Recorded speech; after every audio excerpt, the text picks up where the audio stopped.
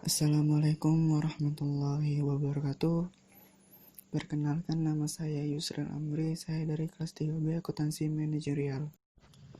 Di sini saya akan menjelaskan kertas kerja audit di bab 5. Yang pertama ada definisi dan tujuan kertas kerja audit. Kertas kerja adalah catatan-catatan yang diselenggarakan auditor mengenai prosedur audit yang ditempuhnya, pengujian yang dilakukannya, informasi yang diperolehnya, dan kesimpulan yang dibuatnya berkenaan dengan pelaksanaan audit.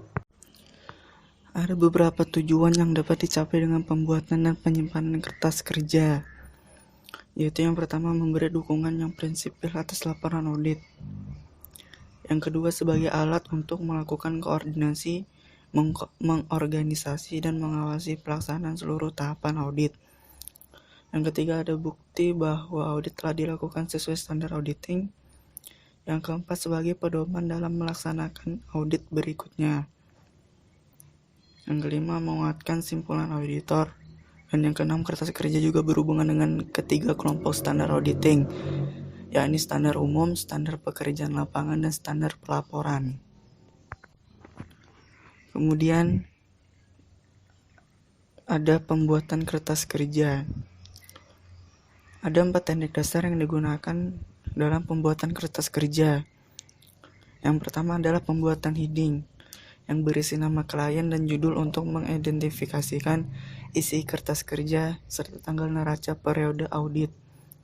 Yang kedua ada nomor indeks yang dimaksudkan untuk memudahkan identifikasi dan referensi silang antar kertas kerja. Yang ketiga ada tick marks yang berupa simbol-simbol yang digunakan auditor untuk membuat referensi penjelasan naratif dimanapun kertas kerja. Biasanya simbol tidak dibakukan terserah pada auditor. Yang keempat, pencantuman tanda tangan pembuat maupun penelaah dan tanggal pembuatan serta penelaah. Hal-hal yang harus diperhatikan dalam membuat kertas kerja. Agar kertas kerja bermanfaat, maka harus memperhatikan hal-hal tertentu dan pembuatannya, yaitu lengkap, teliti, ringkas, jelas, dan rapi. Ada prinsip umum yang berkaitan dengan pembuatan penyimpanan kertas kerja, antara lain 1. Pembuatan kertas kerja harus mempunyai maksud dan tujuan yang jelas. Yang kedua, hindarkan pekerjaan salin menyalin yang tidak diperlukan. Yang ketiga, buktikan keterangan lisan yang diperoleh melalui pengajuan pertanyaan. Yang keempat, jangan meninggalkan suatu pertanyaan tanpa ada jawaban yang jelas. Yang kelima, tuliskan segala masalah relevan yang ditemukan pada saat pelaksanaan audit. Kemudian, tipe-tipe kertas kerja. Pada dasarnya ada beberapa tipe kertas kerja audit, namun demikian ada 6 tipe kertas kerja audit yang biasanya, yaitu yang pertama ada program audit. Program audit merupakan daftar prosedur audit untuk pemeriksaan elemen-elemen tertentu. Pemeriksaan yang harus diikuti dalam melakukan verifikasi setiap elemen yang tercantum dalam laporan keuangan. Yang kedua ada working trial balance. Working trial balance adalah suatu daftar yang berisi saldo berbagai akun buku besar pada akhir tahun yang diaudit dan pada akhir tahun sebelumnya. Yang ketiga ada jurnal penyesuaian dan pengklasifikasian kembali.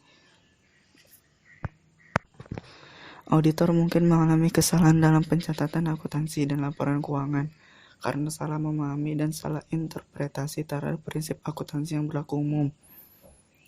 Lalu yang keempat, ada daftar pendukung. Dalam melaksanakan audit, auditor melakukan verifikasi elemen-elemen yang terdapat dalam laporan keuangan. Untuk itu, auditor membuat kertas kerja yang macam-macam untuk mendukung informasi yang dikumpulkan dalam tiap elemen yang diperiksanya. Yang kelima ada daftar utama. Semua informasi yang dicatat dalam daftar pendukung diringkas dalam daftar utama. Daftar utama digunakan untuk menghubungkan akun buku besar yang sejenis yang akan disajikan dalam satu pos. Dan yang terakhir ada memorandum audit dan dokumentasi informasi pendukung. Memorandum audit merupakan data tertulis yang disiapkan auditor dalam bentuk naratif untuk memudahkan penilaian kertas kerja yang dibuat sistem maupun staf auditor. Berbagai jenis kertas kerja tersebut harus disajikan dalam susunan yang sistematika. Adapun susunan yang umum dilakukan adalah yang pertama, draft laporan audit, yang kedua laporan keuangan auditan. Biasanya itu laporan keuangan yang sudah diaudit. Yang ketiga, ringkasan informasi bagi penelaah. Yang keempat, program audit. Yang kelima, laporan keuangan atas neraca lajur yang dibuat klien. Yang keenam, ringkasan jurnal penyesuaian. Yang ketujuh, working trial balance. Yang kedelapan, daftar utama. Dan yang terakhir adalah daftar pendukung. Kemudian pemilikan dan penyimpanan kertas kerja.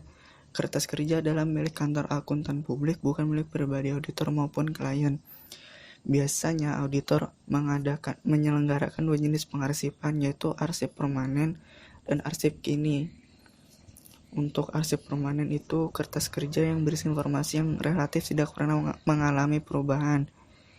Biasanya untuk merefresh ingatan dan ringkasan.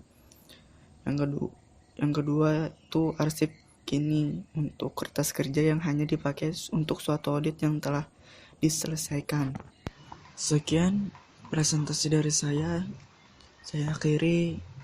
Assalamualaikum warahmatullahi wabarakatuh.